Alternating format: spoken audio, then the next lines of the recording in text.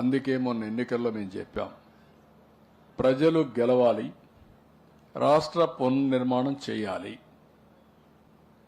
ప్రజలు గెలిచారు. పునర్నిర్మాణం ప్రారంభమైంది.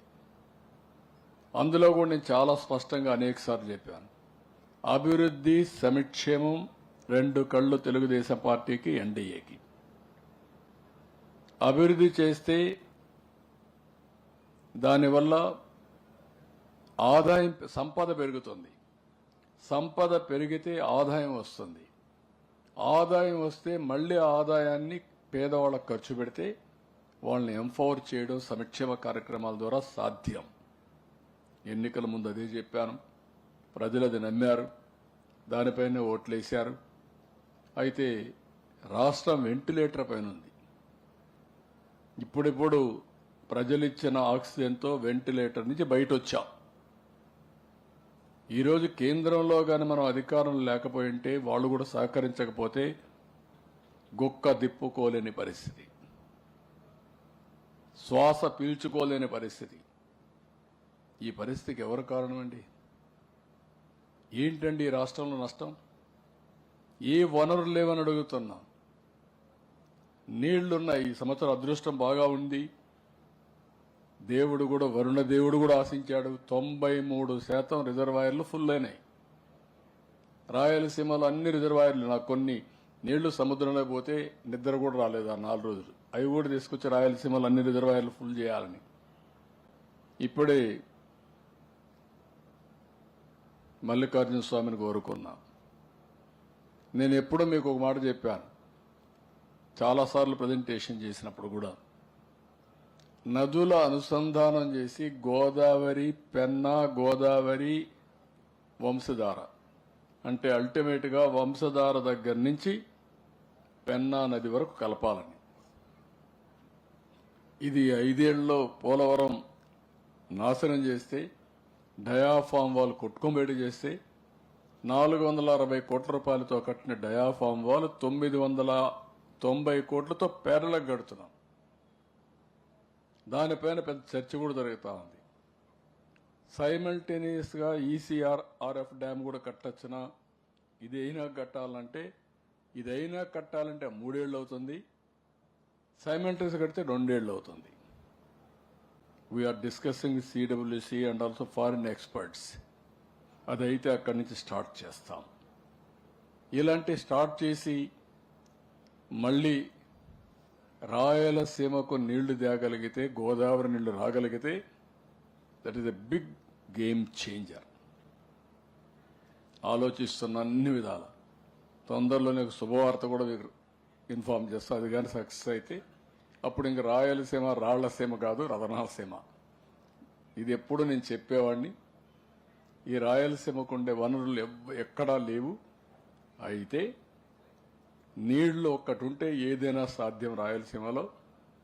ఇప్పుడు సోలార్ కానీ, విండ్ కానీ, అదే మరి మనకు వచ్చే కొన్ని పంప్డ్ ఎనర్జీ కానీ, ఇండస్ట్రీస్ కానీ, 2 ఇండస్ట్రియల్ పార్క్ కూడా మొన్నే శాంక్షన్ చేపించాం. కొప్పర్తి, ఓర్వకల్ని డ్రోన్ సిటీగా అనౌన్స్ చేశాం. తొందరలోనే కార్యక్రమాలు స్టార్ట్ చేస్తాం. పాలసీ కూడా ఇచ్చాం.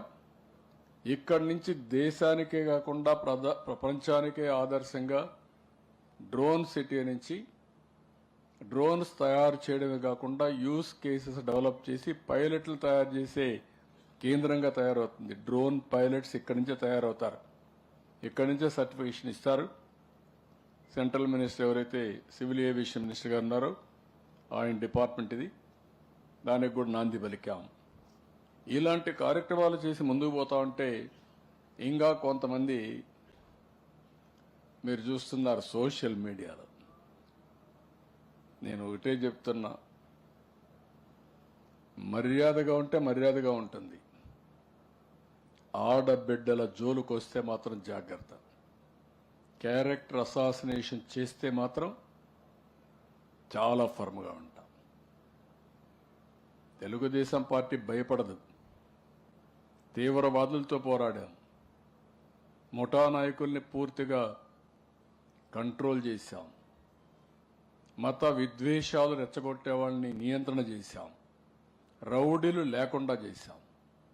ఇప్పుడు రౌడీలు నేరస్తులు రాజకీయ ముసుగేసుకున్నారు.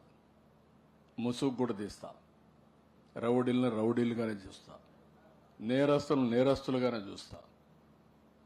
No question of compromise. ఒకరిద్దరు పోలీస్ ఆఫీసర్లు ఎక్కడన్నా కానీ తప్పు చేసినా లేకుంటే లాలో చేపడితే మాత్రం అదే లాస్ట్ డే. వాళ్ళకు కూడా చాలా ఫర్మ్గా ఉంటాం.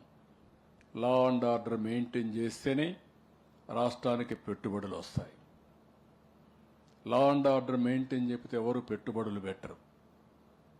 ఈ రాష్ట్రానికి టూరిజం ప్రమోట్ చేయాలంటే ఒక ప్రశాంతమైన వాతావరణం ఉంటే వస్తాయి. టూరిజం ప్రమోట్ అయితే, అభివృద్ధి జరిగితే, ఇండస్ట్రీ వస్తే ఉద్యోగాలు వస్తాయి.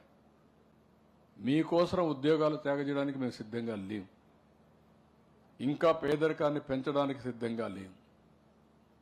ఈ విషయం కూడా వీళ్ళు గుర్తుపెట్టుకోవాల్సిన అవసరం ఉంది. మీకు మీ కుటుంబ సభ్యులపైన కూడా గౌరవం లేకపోవచ్చు, కానీ మాకు గౌరవం ఉంది. మీ తల్లైనా చెల్లెలైనా మీకు గౌరవం లేకపోవచ్చు. నేను ఒకటే చెప్తున్నా, ఏ ఆడబిడ్డ అయినా సరే, ఇన్క్లూడింగ్ వైఎస్ఆర్ కాంగ్రెస్ నాయకుల యొక్క భార్యలకు కూతుర్ల పైన పెట్టిన వదిలిపెట్టిన. I'm very clear. సభ్యత సంస్కారాన్ని వదిలిపెట్టద్దండి. మనుషులు మనుషులుగా ఉండండి, మృగాలుగా తయారు కావద్దండి. మృగాలుగా ఉంటే మృగాలను ఏ విధంగా ట్రీట్ చేయాలో అదే విధంగా ట్రీట్ చేస్తాం. మనుషులుగా ఉంటే మనుషులుగా ట్రీట్ చేస్తాం. ఇది ప్రజాస్వామ్యం. రాళ్ల యుగం కాదు, రాతి యుగం కాదు. ఆ విషయం వీళ్ళందరూ గుర్తుపెట్టుకోవాల్సిన అవసరం ఉంది. ఏదో వీళ్ళకి తెలివైనట్టు ఇన్ఫర్మేషన్ టెక్నాలజీ ప్రమోట్ చేసింది నేను. నా దగ్గర మీ కథలేంటి నాకు అర్థం కాలేదు. మీకోసం ప్రమోట్ చేయాల ఇన్ఫర్మేషన్ టెక్నాలజీని.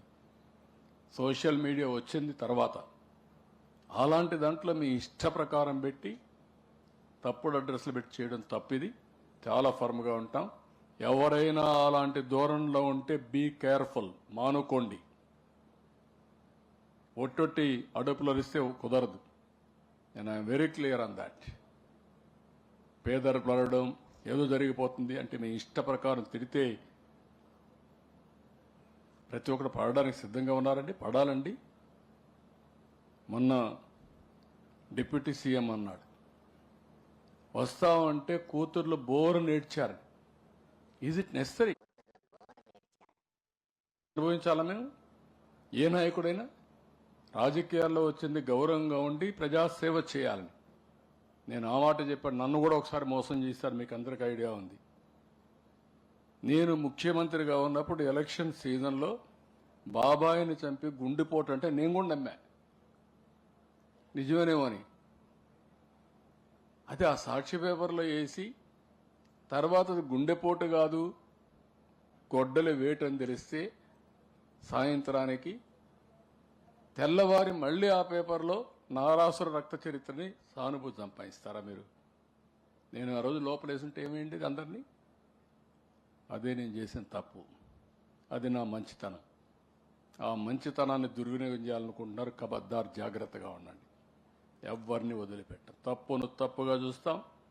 తప్పు చేసిన వాళ్ళు మాత్రం శిక్షించి తీరుతాం, పనిష్ చేసి తీరుతాం. ఎవడైనా ఈ రాష్ట్రంలో తమాషా అనుకుంటే మాత్రం నో తమాషా. అలాంటి గుర్తుపెట్టుకోని హెచ్చరిస్తాను.